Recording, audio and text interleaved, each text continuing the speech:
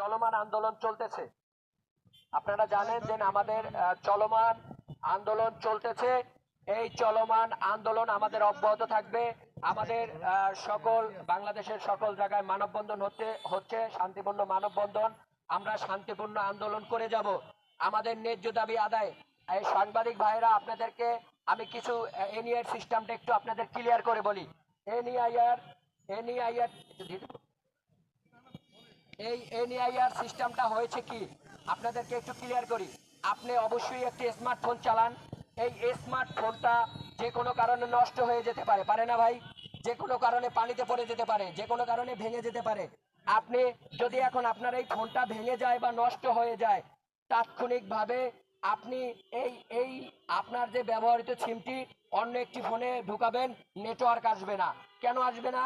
আপনার এই সিমটি যে ফোনটি নষ্ট হয়েছিল ওইটির ভিতরে আপনার অ্যাক্টিভ করে রেখেছিল। যদি কোনো কারণে আপনার সেটটি নষ্ট হয়ে যায়, আপনার এই সিমটি অন্য সেটে ঢুকে গেলে নেটওয়ার্ক আসবে না। এবং আপনি যে সকল ব্যাংকের সফটওয়্যার বা আপনি যে সকল ব্যাংকের অ্যাপসগুলো চালান, এই অ্যাপসগুলো তাৎক্ষণিক আপনি ইনস্টল করতে পারবেন না। সেক্ষেত্রে আপনার কি করতে হবে? আপনার ওই আইমিটা ওই সিম থেকে ডিঅ্যাক্টিভেট করতে হবে। ডিঅ্যাক্টিভেট করে তারপর আপনার অন্য একটা সেটের ভিতরে ঢুকাইতে হবে। তারপর আপনার সেটা নেটওয়ার্ক আসবে। এটা একটা লং প্রসেস। বাংলাদেশের সাধারণ মানুষ অসংখ্য প্রায় মোবাইল যারা ব্যবহার করে এর ভিতরে 70% মানুষ এত কিছু বোঝে না। তাদের জন্য একটা বড় সমস্যা হয়ে দাঁড়াবে। তাই বলতেছি, এই জটিলতা আপনারা বাংলাদেশের উন্নয়নমূলক কাজ করেন, এই জটিলতা সৃষ্টি না করে বাংলাদেশের বহুত কিছু কাজ করার সুযোগ রয়েছে। জুলাই আগস্টে যে সকল ভাইরা হত্যা হয়েছে তাদের মামলাকে নিশ্চিত করেন, তাদের গ্রেফতারকে নিশ্চিত করেন। আপনারা অন্য অন্য আইন আছে তা পাশ করেন। আপনি কেন এই এনইআর সিস্টেমটা নিয়ে পড়ে রয়েছেন? এটা বাংলাদেশের জনগণ জানে। এটা জহিরুল নিজেই ক্লিয়ার করে দিয়েছে। তিনি নিজেই বলেছে যে না, আমরা সরকারকে টাকা দিয়েছি।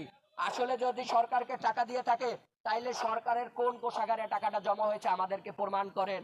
আপনারা যদি এটা না পারেন, ব্যর্থ হন, তাহলে অবিলম্বে এই এনইআর সিস্টেমটা বাতিল করার দাবি জানাচ্ছি।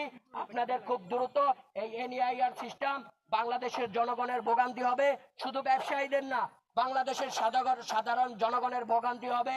এবং আমাদের সকল ডাটা অন্য দেশে চলে যাওয়ার সম্ভাবনা রয়েছে। তাই আমরা বলতেছি অতি দ্রুত এই এনইআর সিস্টেমটা বাতিল করুন। বাতিল করে সকল মানুষের মোবাইল ব্যবহার করার জন্য সহজ পন্থা অবলম্বন করার চেষ্টা করুন।